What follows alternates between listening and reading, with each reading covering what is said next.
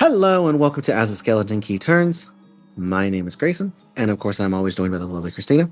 And we are here to bring you wonderful spooky things, fun spooky things, horrible spooky things, or things that might make you go, wait, what? But it's fine. Don't worry about it. I promise no monsters are going to get you on this episode. I promise no psychiatric people are going to get you on this episode. I promise, well, I don't know. Look to the person to your left and look to the person to your right. 9 times out of 10, one of those people are a psycho. Or is maybe you. I don't know. It's fine. It's fine. It's fine. It's fine. It's fine. Don't worry about it. Don't worry about it. This episode's going to be calm, cool, collective, full of not spooky. Nah, who am I kidding? It's spooky. But it's not spooky shit. I can't help it. That still kills me every time. All right. So, as always, of course, I'm going to be the gentleman that I am. And let the wonderful lady go first with her wonderful information, and we shall discuss. Take it away. Hello, everybody. So my spooky place, I chose a spooky place for this episode, is a place my grandmother used to tell me she was going to take me to when I was bad as a kid. So outside of New Jersey, many people are not even aware that this place existed, but in New Jersey, everybody knows about this place.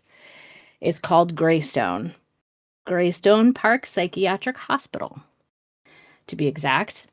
It was built and opened on August 17th, 1876 as the New Jersey Asylum for the Insane. It's located in Morris Plains, New Jersey, and this building had a large presence and gigantic grounds. This hospital was built in the style that was considered the Kirkbride style. Thomas Story Kirkbride, a psychiatrist of the mid-19th century, was the primary founder of the Association of Medical Superintendents of American Institutions for the Insane. Say that 10 times fast.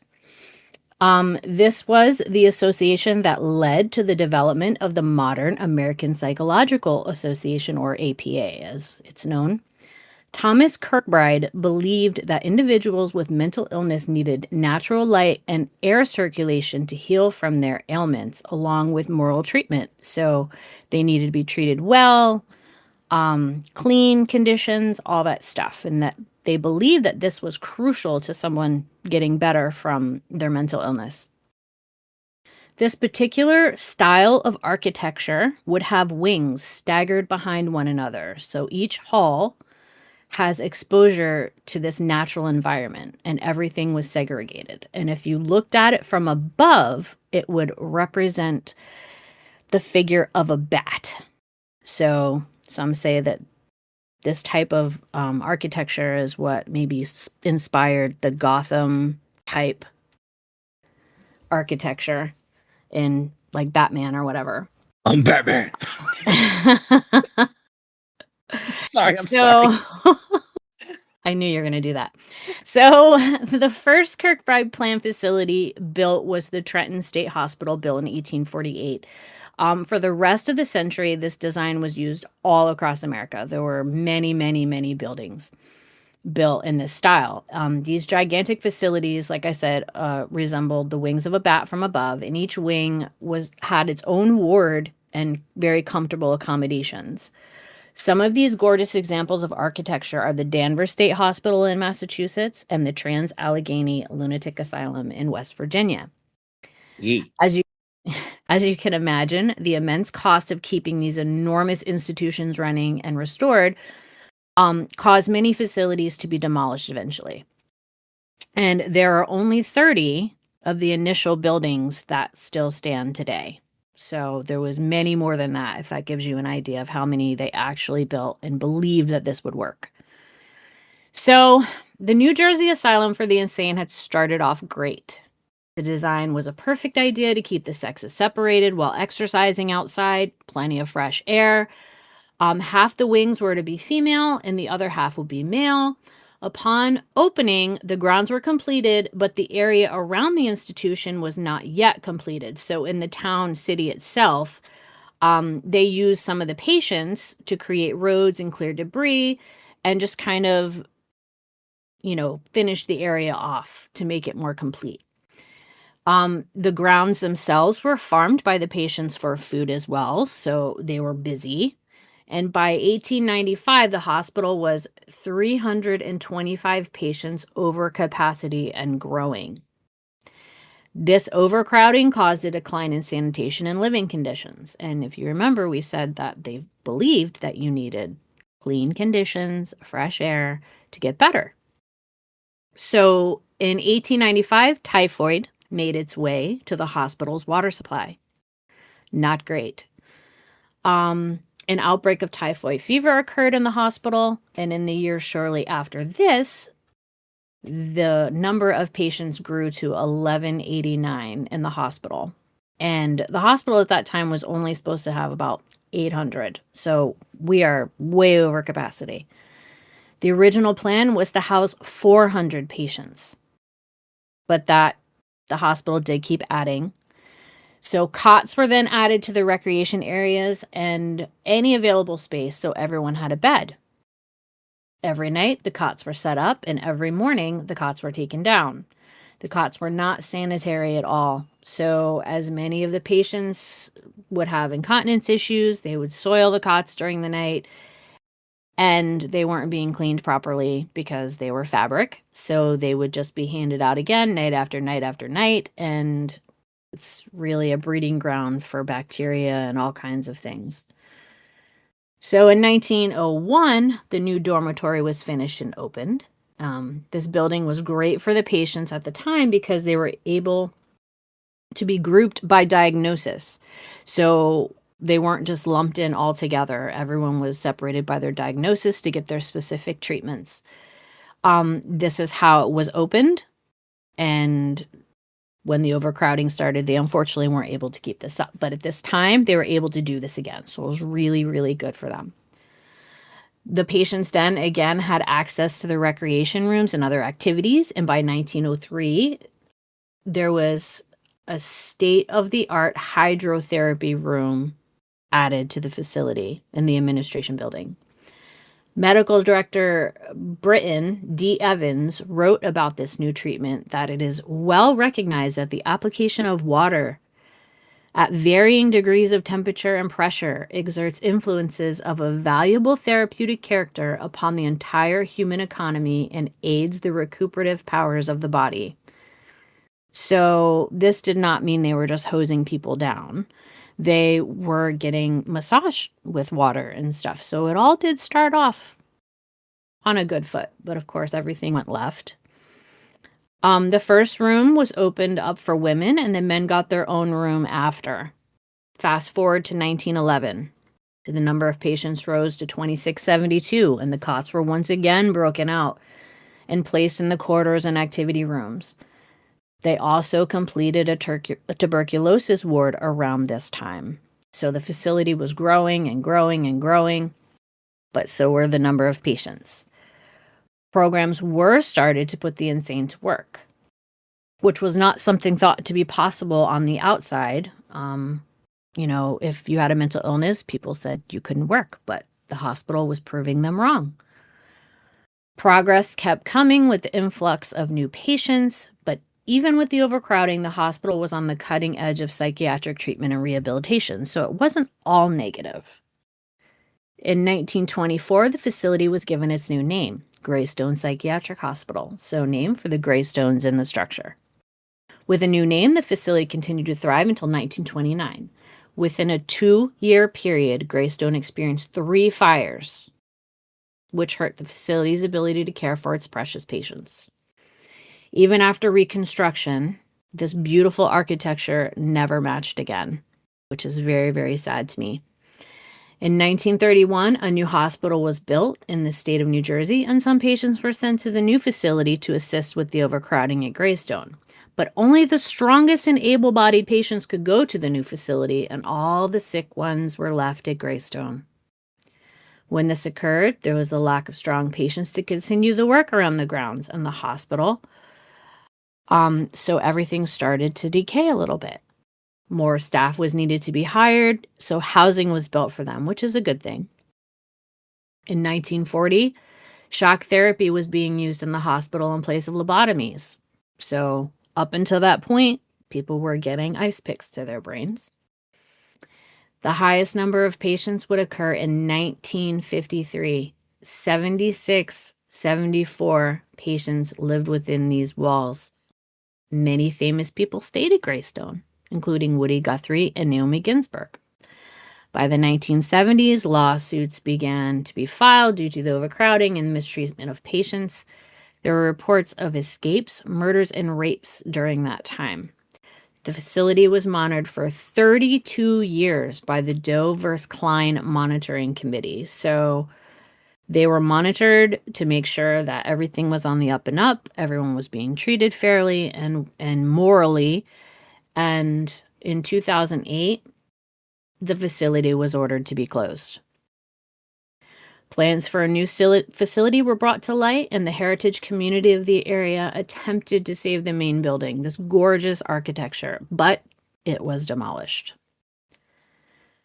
So now, that brings us to closer to now time. In 2015, the Greystone Park Psychiatric Hospital was reopened as a new and improved, more modern facility, offering updated service as institutions were no longer acceptable in modern times.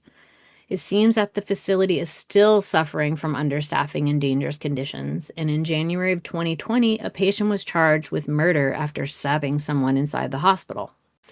Maybe the grounds are cursed from all the trauma from, that mental illness carries with it.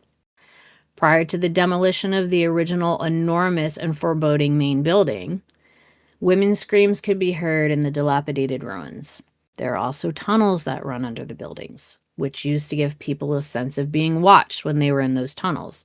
And they reported they could never get out quick enough from being in those tunnels. People reported lights in the building after it was uninhabited, but this could be from homeless people taking up residence in the building. So that could be a natural, a this world explanation. And it was reported that there have been shadow figures, a man in white, and disembodied voices heard on doing recordings. And one story says that while demolishing the Curry building, which was part of the original architecture, workers ran out and refused to return inside. They just would not go back inside to work. So the rest was demolished from the outside. People still attempt to investigate the grounds, but the new hospital is located on this site. So I'm sure there is activity that no one is reporting yet in the new facility.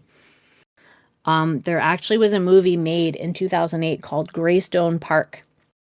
And the premise of this movie is that several filmmakers were exploring the facility to investigate the lore that if you enter the building alone, you would go insane. So I have read that this is kind of a mockumentary, but I haven't watched it yet, so I don't know.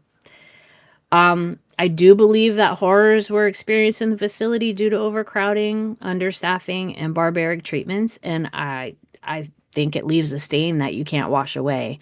So even though they were on the cutting edge and they were supposedly on the up and up, just psychiatric treatment back in those days was not pretty. So I still think there's people stuck there.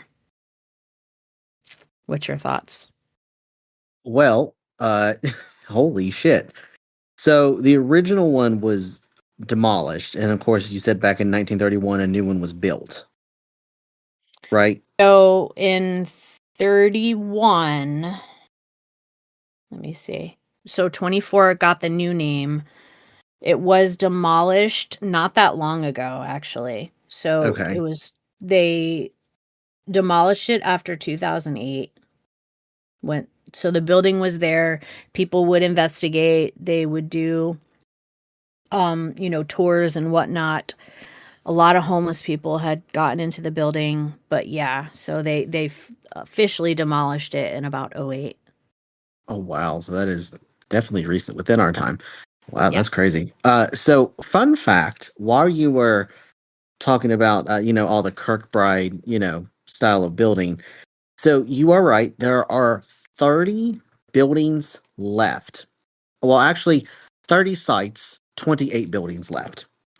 So the Kirkbride style, you know, what he had envisioned, Mr. Kirkbride had envisioned, 28 of his original buildings still stand to this day. Some of them are partly demolished, but a lot of them still stand. Um, the one that is, of course, is fully demolished is the one in New Jersey, and there was another fully demolished in Missouri, in Normandy, which was St. Vincent's. St. Vincent's opened in 1894 and was torn down. I think it says 25 years later. 25 years later, it was torn down. But the the cool thing is the Kirkbride style of building also is at St. Elizabeth's Hospital. St. Elizabeth's, of course, used to be the big hospital in Washington, D.C., where, politicians would go and all that for many, many, many, many years. It shut down in 19 something, mid 90s, I think is what it was. And it reopened up as the Department of Homeland Security headquarters. So now the DHS Wow. works inside the old asylum of St. Elizabeth's Hospital. Another fun fact. That's amazing, but another fun fact, Danvers State Hospital in Massachusetts, which I mentioned, that's been also demolished. And that was the uh inspiration for American Horror Story, the second season. Oh wow, I did not know that. Holy shit! Yes. I gotta go more. Now I gotta go back and watch AHS because Yeah. it's so good, so fucking good. It is good, it's amazing. But yeah, that was the inspiration for it, but that's gone, and, I have heard around that there's a CVS or a pharmacy on the grounds where Danvers used to stand, and they do report there might be some hauntings in that CVS. Ooh, very interesting. Well, that ties into yours. The only other question I have is so the new hospital that was built in its place of the old one. You said there's Mhm. no reports yet, right? Like there's nothing that's Not came yet. from. There's got to be because it's on the same grounds Right. that the There's old gotta one be was on. something. Right. I mean, it was an asylum. It was a tuberculosis ward. It was, It back was then you were, everything. Yeah. yeah, you were put in for anything. Like you're gay, asylum. Right. You Right. you sniff your toes, asylum.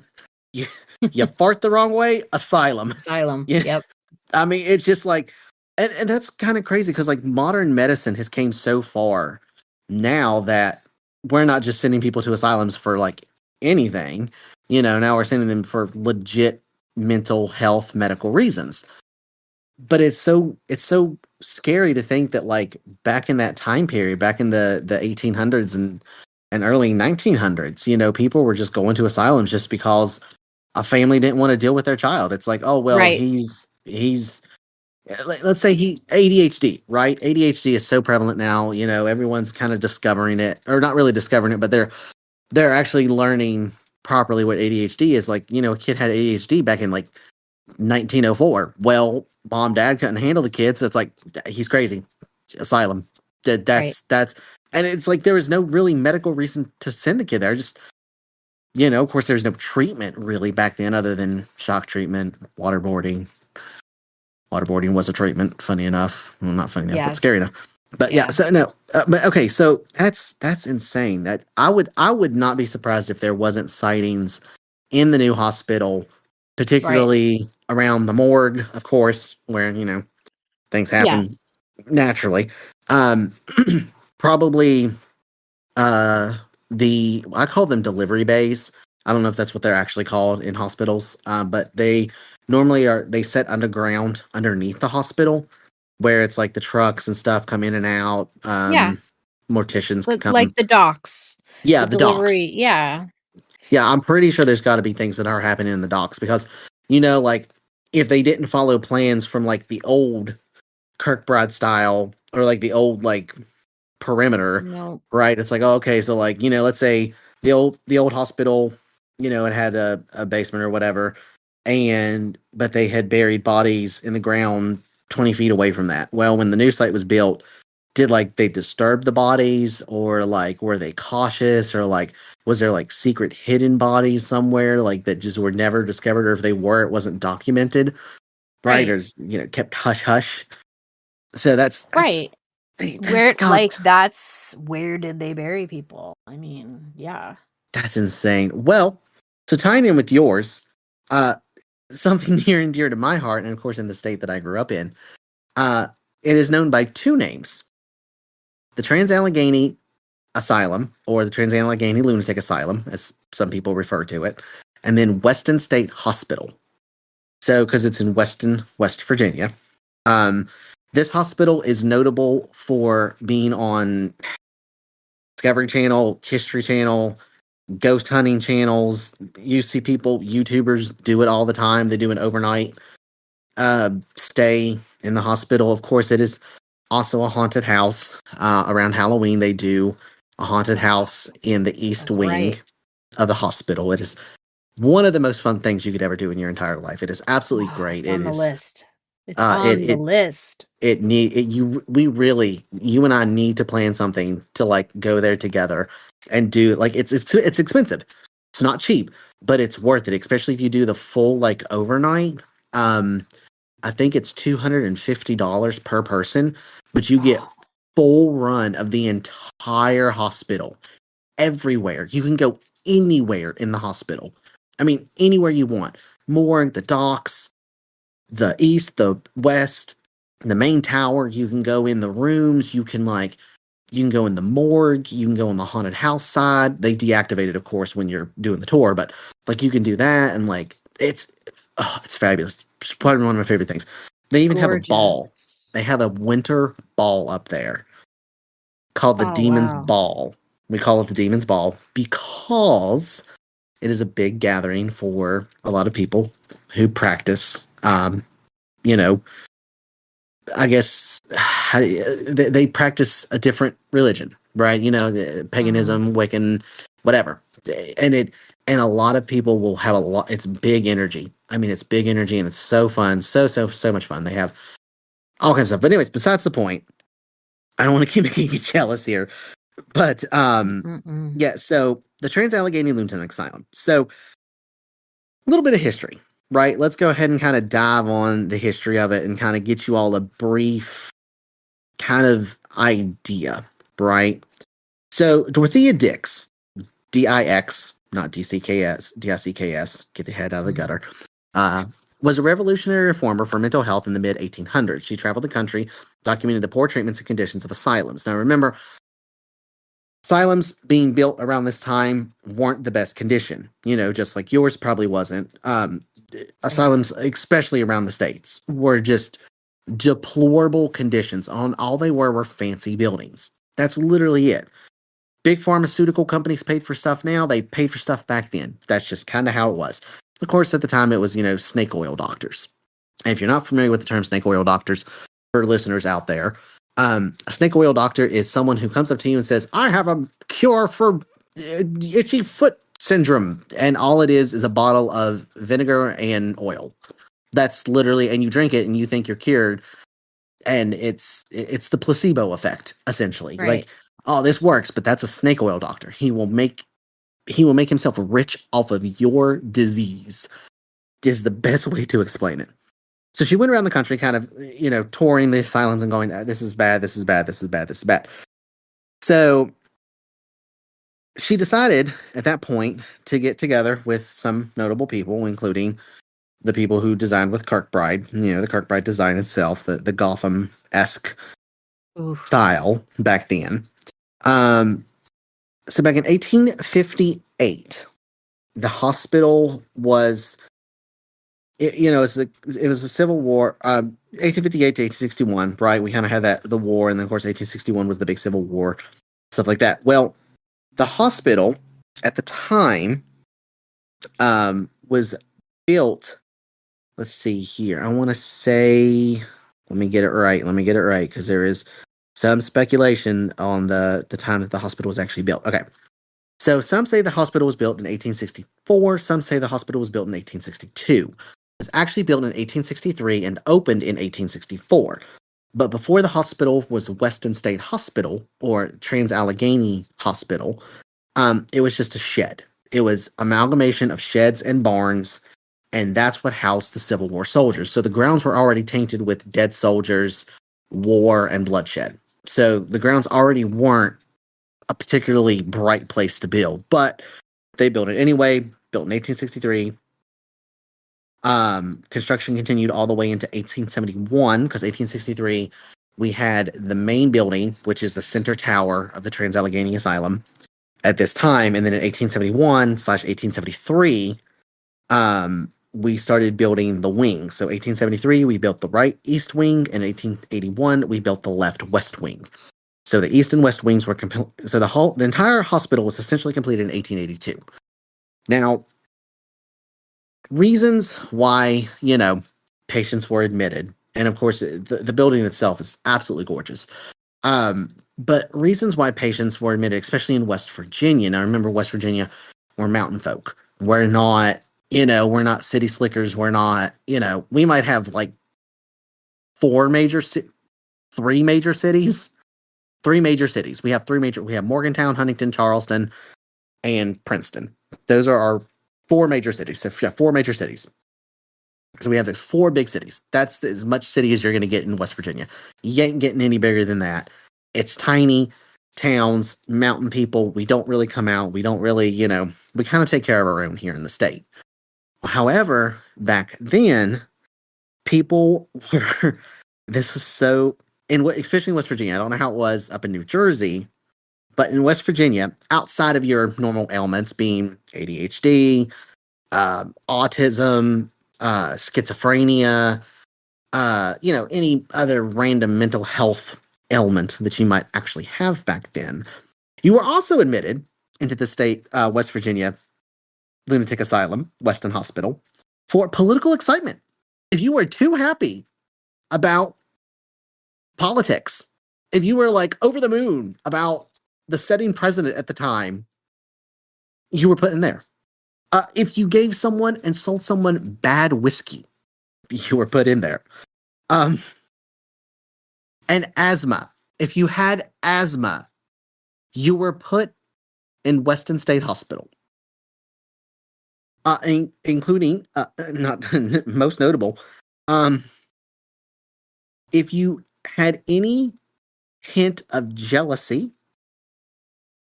and or you were not religious. So if you were not a Christian back then, in the late 1800s to early 1900s, you were put in there for not being a Christian. You were essentially condemned as a witch. Mm. And if you were kicked in the head by a horse, you were put in Weston. You weren't sent to a normal hospital. No. No. Kicked in the head by a horse, you're going to Weston. You're too stupid now. Wow. You're dead. You're going to Weston. But literally, that was one. They had more admittance for people kicked in the head by horses for Weston State Hospital than anywhere else. That's crazy. All because you're kicked in the head by a horse. Even if it was a light tap and you got knocked down and you were fine, right? Your family could elect to send you to Weston without you verbally saying, yeah, I'm fine. Didn't matter. Just going to Weston. So that's a couple things that, you were admitted for. If you were too much of a griever, like if a family member had passed away or a friend had passed away, and you would grieve for back then in the late 1800s, early 1900s, grief, it was looked at as a private moment, right? And sometimes grief, and I've seen it, can cause hysteria. Now, for those who are not very familiar with like the mental medical side of that, and you can correct me if I am wrong, Christina, because you are a psych nurse. Um, Hysteria can cause bouts of heavy grief. Grief can cause bouts of hysteria, basically, where you can't mentally put yourself back into a state of realism because all you're thinking about is the death of your loved one. So you could go crazy. Essentially, hysteria can make you go crazy. It can make you do weird things. It can make you scream, kick, fight. It can make you lose sleep. Hysteria, back then they didn't know what to call it, so they just called it grief. That you just grieved the death of something or the death of someone. So if you were mass hysterical from grief, you were put in Weston. It's just like, God forbid if your grandmother died and you grieve for like 6 months because she was like the most important person to you in your life. And you're just like, you're not eating, you're not drinking, you're not sleeping, you're going stark raving mad. Yeah, you're going to be put in Weston because grief wasn't really known to be treated very well back in that time. We didn't understand it fundamentally as mountain folk because you have to understand where we're in the mountains, we don't we didn't exactly get modern medicine quickly. we stayed like 10 years behind, like real 10 years behind. So that's kind of a few things of why you would be put in Weston. Next, The kind of going on current, down. Go ahead. sorry, the current equivalence that hysteria would replace now is somatic symptom disorder, dissociative disorders, and histrionic personality disorders. So it's excessive emotional and possibly attention seeking type behaviors. So Wow. that's the new DSM Hysteria. 9 diagnoses Okay. for hysteria, and we're not going to talk about the treatment. Yeah, no, the treatment is, I think it's, I don't think the treatment is still up to date with modern medicine. I don't. Well, no, because there was a sexual aspect to the treatments. So we'll Oh just leave it at that. yes. I know about that, and that is Yeah. the most disgusting thing in the world because, well, we'll get it. That's a different story for a That's different a podcast. whole nother conversation. That is a conversation that 100% R-rated podcast. Don't let your kids listen to that one because when we talk Right. about that one, that's gonna be a rough one. Yes. But Yeah. anyway, so besides the point. All right, so the the hospital sits on over 600 acres of land. This this building is big. The land is massive. And they did it for a particular reason. You remember how I was telling you back in the Civil War how it's just a bunch of barns and sheds and shit? Well, they've buried Civil War soldiers on the grounds. And when the hospital was built, they're like, okay, so where are the bodies buried at? Well, they were buried 500-600 yards away from the buildings. So they were buried like way out there, like unmarked graves. You can't find the graves anymore. It's overgrown. No one knows where they're at, where those old Civil War soldiers are buried at. So you have over 600 acres that this hospital sets on, and for good reason. So in 1881, it was quickly filling up. It had over 700 residents, and I call them residents because this is their home. I do not call them patients. So 700 residents. By 1938, there were over 1,600 residents. And by the 1950s, over 2,400 residents resided in the hospital.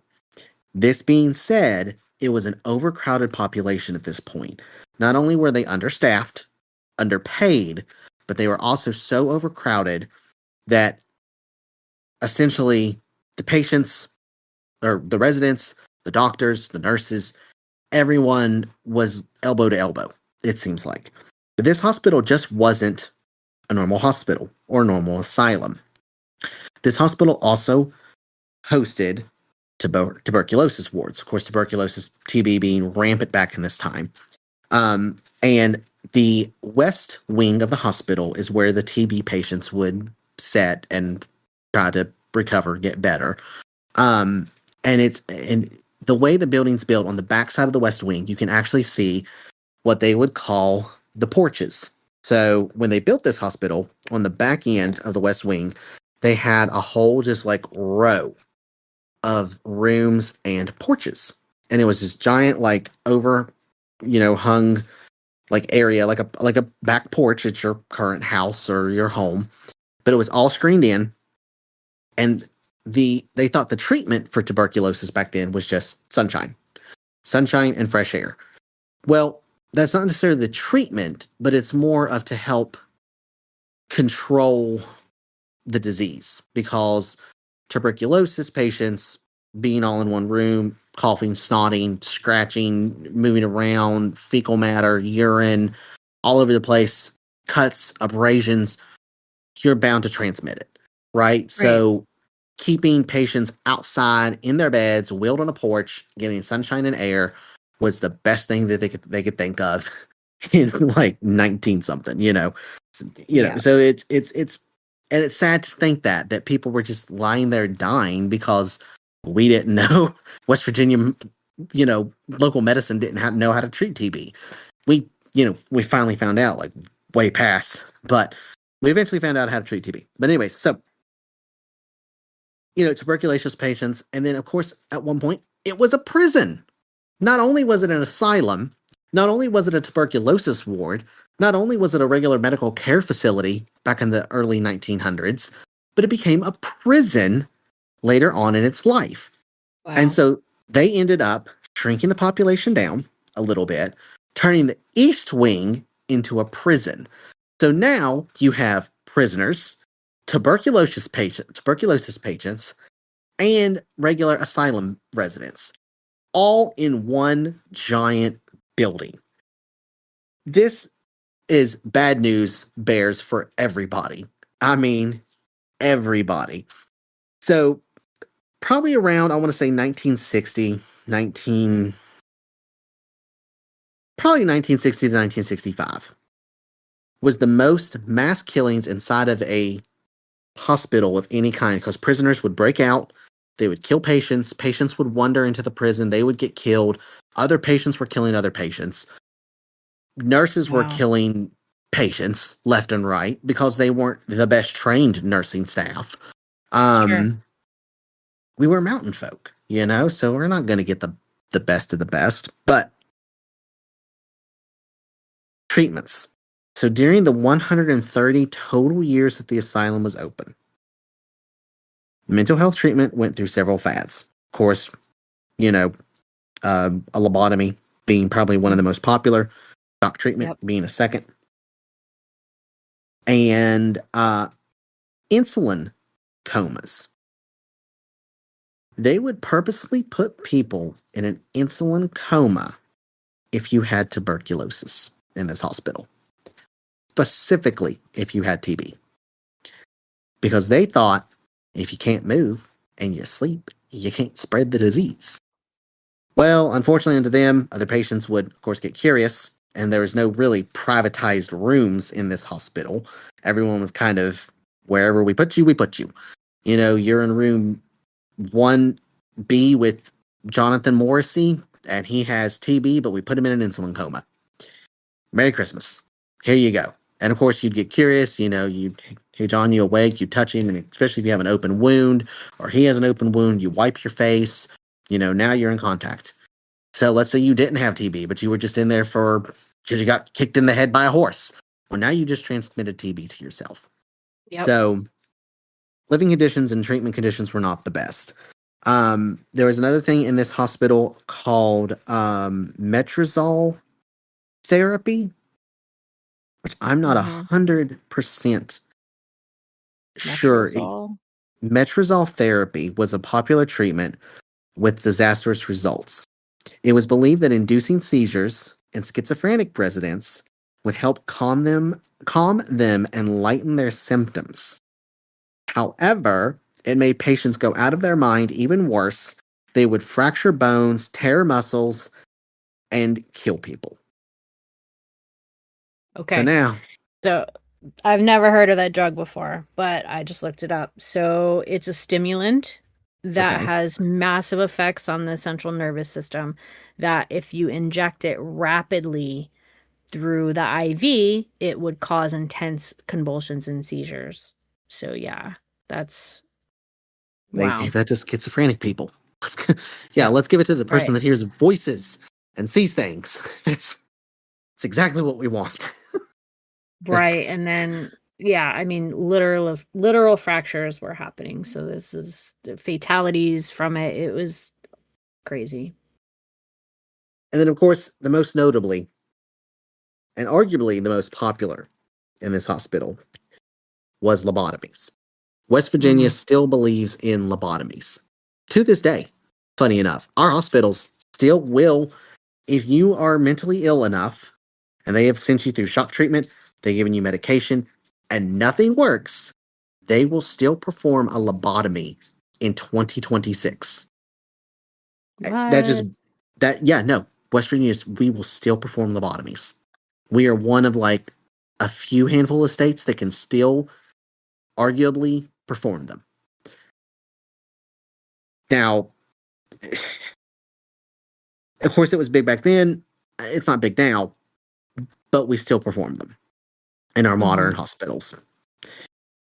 So, of course, the treatment in there was that. The living conditions were absolutely horrendous. Like I had stated before, you could be stuck in there with Joe Schmo because your parents didn't want you anymore, and Joe Schmo's a schizophrenic. So you could end up you could end up getting killed, or you could kill them. The nurses were always attacked, the staff was attacked. It just wasn't a great place. So the hauntings, right? So of course this hospital is very, very, very haunted because of its troubled past. A lot of energy still resides in this hospital. However, there are some good spirits that still live there. One of the most well-known spirits in the asylum, she goes by the name of Lily. She is portrayed as a little girl who used to live there, but was by no means a patient. She was actually the daughter of one of the doctors that lived on the property. So doctors actually lived in this asylum, and their families would live there with them. The story goes that Lily was born inside the asylum. Her mother was admitted after the Civil War. Unaware she was pregnant with Lily, the mother would end up dying from childbirth, leaving the nurses to care for little Lily. Of course, that is actually incorrect. She was the daughter of a doctor. So if you do read that somewhere online, just remember she's the daughter of a doctor. We don't know the doctor's name. We don't know Lily's last name. She just kind of appeared. However, Lily's life would end up short-lived. At age 9, Lily contracted pneumonia and died, never to go the life of outside the asylum. If you go visit her room in the main building, in the center building, they have set it up where she has toys, a bed, all kinds of stuff, and she will play with you. If you throw a ball in her room, she will actively throw it back. Oh. And it's been known that you can hear her giggle and laugh. She can tug at your clothes. At one point, there was a woman who was touring the asylum with a group of people, and she began to have a conversation with supposedly who was Lily. Uh, Lily said she seemed lost and she didn't know where to go. The woman then went and was walking around, went back towards Lily's room, and the woman heard on her spirit box, "Thank you." So Lily's known to wander the asylum, right? Because she didn't know anything outside of it. She had no clue what was outside of the asylum. She never got to go out and play like a normal child. She died at 9 years old, and the nurses raised her. And of course, the nurses, you know, raising her with her dad, they're too busy to really pay attention to her. So unfortunately, that was kind of the life she led. There's another spirit named Elizabeth who is known to roam the hallways of the asylum. Not much is known about her. She was a former nurse. That's all we really know. However, she was a nurse in the jail ward. So she was taking care of the jailbirds. And she would, do her thing down there and everything like that. So she was a jail nurse. And she still is seen to this day going around to each of the cells. And they say you can see her on camera going from cell to cell asking, well, it looks like she's asking a question, right? She's not very vocal in the spirit box. She does set off EMF detectors, but you can still see her faintly ever so often, and she's known to be there. So there's one last ghost here. This is one of the good ones. The tale goes his name was James, but a lot of people refer to him as Jess or Jesse because he looked like Jesse James, one of the old cowboys of the Old West, and that's how they referred to him as. He was one of the nicer residents inside the asylum, and unfortunately, his story goes that he had a heart attack in the bathtub after receiving shock treatment therapy. So sounds like possibly the shock treatment room was super hot, doing that shock treatment therapy, your brain's going through a lot of stuff, electricity's flowing through your body. So who knows if the bathtub was hot or cold, or if even the bath water was a coincidental, attachment to his death. But a lot of people believe that when they did the shock therapy, they also shocked his heart. And unfortunately, that sent into arrhythmia and then essentially a heart attack in the bathtub. So his body could have went through so much shock after the treatment and then getting in the water. Who knows if it was super cold or like super hot, and the body just couldn't adjust quickly enough and just out like a light. He was one of the nicer ones. He always treated the residents really well. Everything like that. Rumor goes is the bathtub he died in the room, in one of the treatment rooms, is in the main tower, and it's up on the very top floor. And the rumor goes that because he was one of the nicer ones, is you can sometimes hear him whistle like a happy, like a happy, like just a little happy tune, right? Super nice. Does no malevolence. It's really, really neat. And I've never heard him whistle. I've never really experienced his energy, so that's another thing that I really would like to experience. So now we have the bad patients. Of course, the bad patients. Sometimes they have names. Sometimes they don't. But the most infamous one was known as Slewfoot. So Slewfoot was a resident of the asylum side.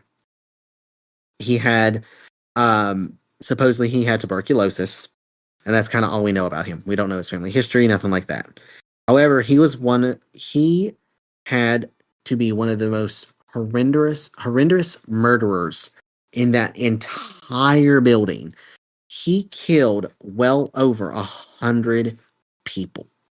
Yikes. Well over, and he got away with it every time because he claimed to be schizophrenic when he had TB. Now, when you have TB, you're frail, you're weak, especially at the end stages of TB. You're not getting up, you're not. But for whatever reason, he killed well up into his old age. He's killed patients, nurses.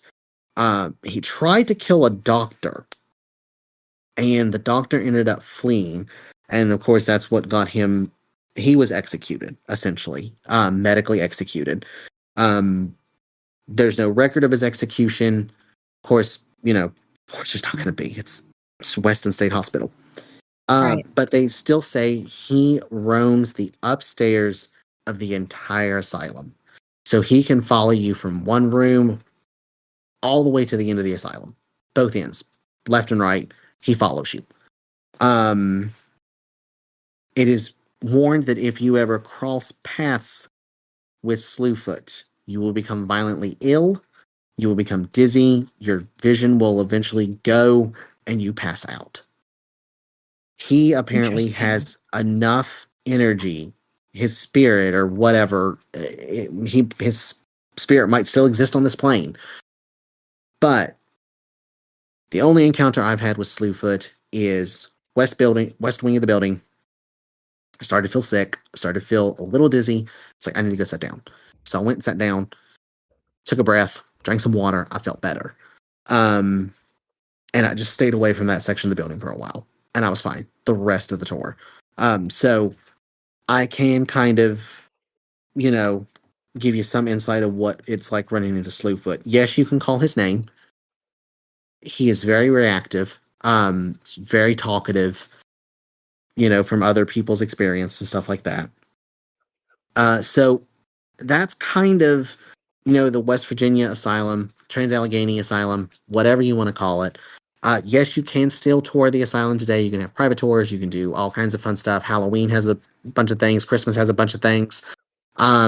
It is crowded during Halloween, so if you do get a spot during Halloween, be prepared to be around a bunch of freaking people and people yelling, screaming, and whatever else, trying to antagonize the ghosts of the Trans-Allegheny Asylum. But yeah, that's one that's near and dear to my heart, and it's also known as one of, not the top, but one of America's most haunted places to visit in America. Right now, as it stands, as of 2026, more than 200,000 visitors have walked through the asylum doors to tour, and it is wonderful. Really need to go. But yes, that's what I got. Yeah, for sure. Any questions on the Trans-Allegheny? So, fun fact I found while you were Okay. talking, West Virginia hosted, according to Google, a major state-sponsored lobotomy project from 1952 to 1955, led by Dr. Walter Freeman, and they performed nearly 900 lobotomies. Yeah, that sounds about right. Throughout the state hospitals to reduce overcrowding and cost, often without consent. And yeah. And another fun fact I found is Dorothea Dix. Let's go back to her. Yes. She ended up admitting herself into Trenton State Hospital. What? Yep. She when she was not mentally well herself, according to I'm actually getting the information from the hospital's website, the Trans-Allegheny Hospital's website, and it says that she had debilitating breakdowns during her lifetime, and she eventually admitted herself to Trenton Hospital. That she worked closely with our original guy there, the Kilbride. Mm-hmm. Or Kirkbride, I mean. She worked very closely with him. So yeah, she spent the last 6 years of her life in a private apartment, but yeah, she stayed at the Trenton State Hospital until 1887. Wow. Yep. That is Full circle. crazy. Yeah. Well, I mean, in 1848, let's see here. Yeah. So in 1848, Dorothea Lind Dix, on May 15th, founded the first public mental state hospital in New Jersey with the Kirkbride Plan. The architect was the Scottish American John Notman. So yeah, so not only did she help found, the original hospital, the Trenton Hospital, but she toured, all of these other ones, and just right. That's absolutely crazy. That is, I actually that is did like a biography report on her in nursing school, Dorothea Dix. Yep. Crazy. Nice. Well, that's what I got, and that's kind of. I'm excited to go back. I truly am. It is. Got It is to. probably yes. It's on the list. I've got to go. Honestly, and what was is it? Not sneak peeking into next week's episode, but is it up in New Jersey? Don't you all have something called the Jersey Devil? Sure do. That's what I thought. Okay. That's yeah. There's another notable hospital. It's in New York, and I think it's on Staten Island itself. It's Staten Island Hospital. I think that's just what I'm going to call it. I don't think that's the original name of it. So, listeners, correct me if I'm wrong. But there was and there was a documentary on it too. There was a after the hospital had closed years down the road, there was a homeless man that would live in there, and he would abduct children and kill them on the hospital grounds when they would tour What? Staten Island. Yes, there's a whole documentary on Netflix about it. It's a Staten Island killer. He stayed in the abandoned hospital. Like when this hospital was completely abandoned, they had no one in it. He lived like a normal life in this hospital on Staten Island, in New York. I'll have to research it more, but it's one of the crazier ones. There's a whole Netflix documentary. There's HBO. There's tons of stuff documenting this. And Frank it's even one. Bouchette? That's it, Or Frank Bouchette. Yeah, yeah. yeah, I've that's it, never Frank. heard of this. That's amazing. I'll have to look into that. Yeah, yeah. It's Crazy.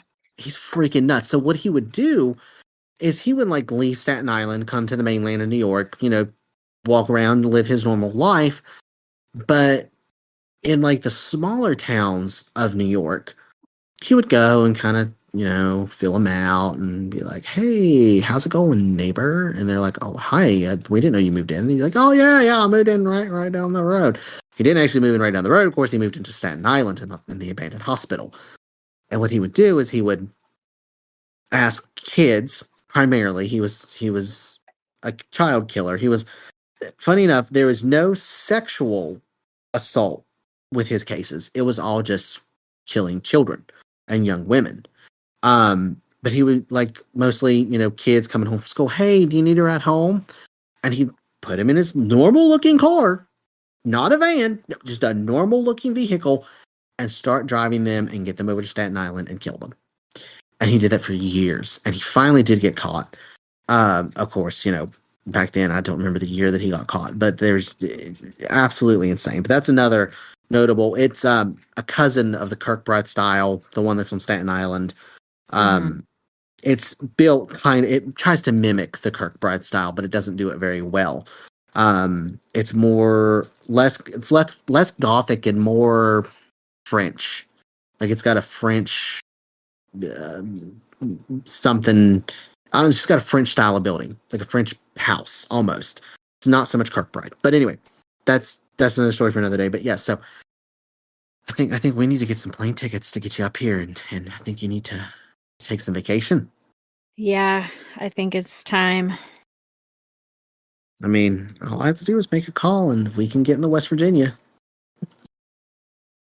For So, sure. For but sure.